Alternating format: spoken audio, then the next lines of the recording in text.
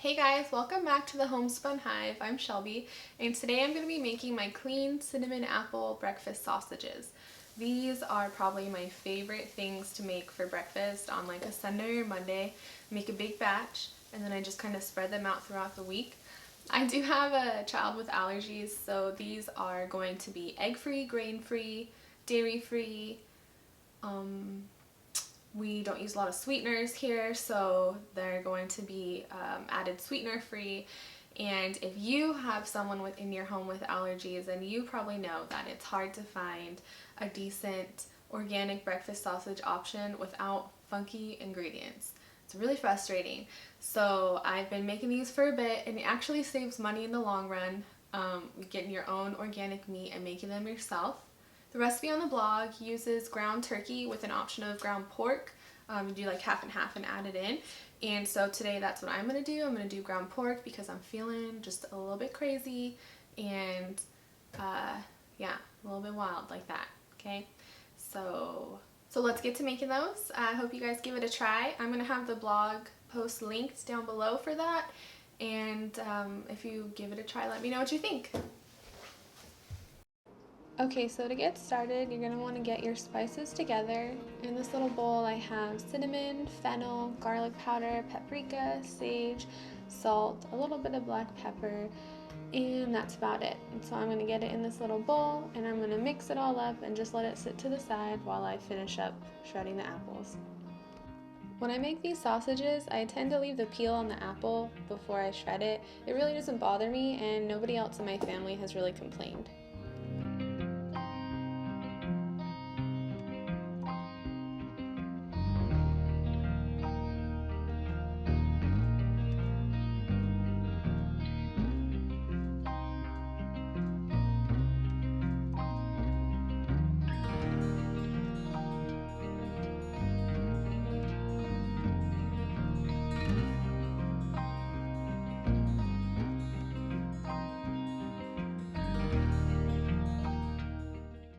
So now I'm going to add those shredded apples to the ground turkey and the ground pork, and then I'm going to pour in my little bowl of spices. I found that I get the best results for everything being more evenly distributed if I use my hands, so that's what I'm going to do. But if you have a hard time with that, I would think that using a fork would probably get you the same results, or maybe a potato masher if you weren't really into using your hands.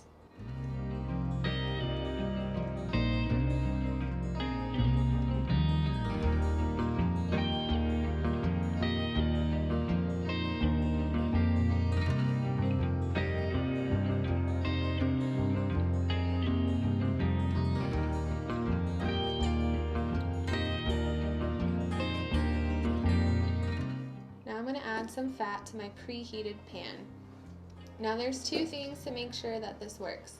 One is before you get your sausages in the pan, make sure it's preheated. If you're using cast iron like I am here, your meat will not stick as much if your pan is preheated, and also do not skimp on your choice of fat.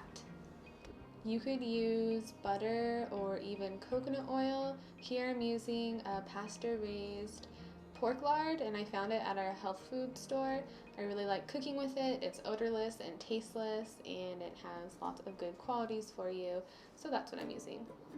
Now that my fat is melted into the pan and I've spread it out nicely, I'm going to take about a golf ball size amount of meat and make little patties out of it in my hands by forming them gently with my fingers and making sure that they're evenly made. Try not to crowd them in the pan too much. I try to leave at least 1.5 inches between each one.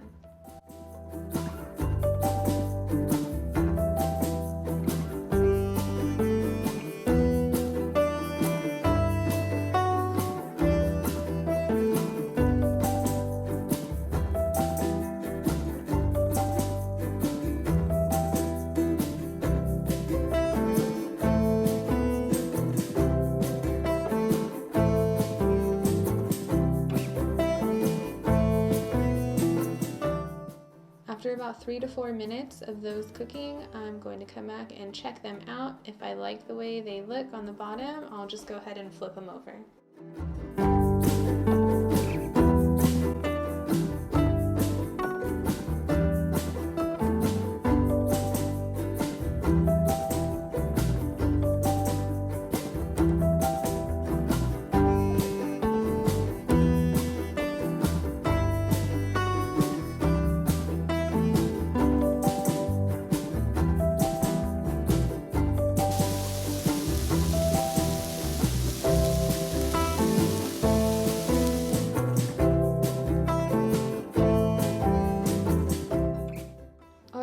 it's been enough time and these ones are done. I'm going to take them off the pan and onto the plate.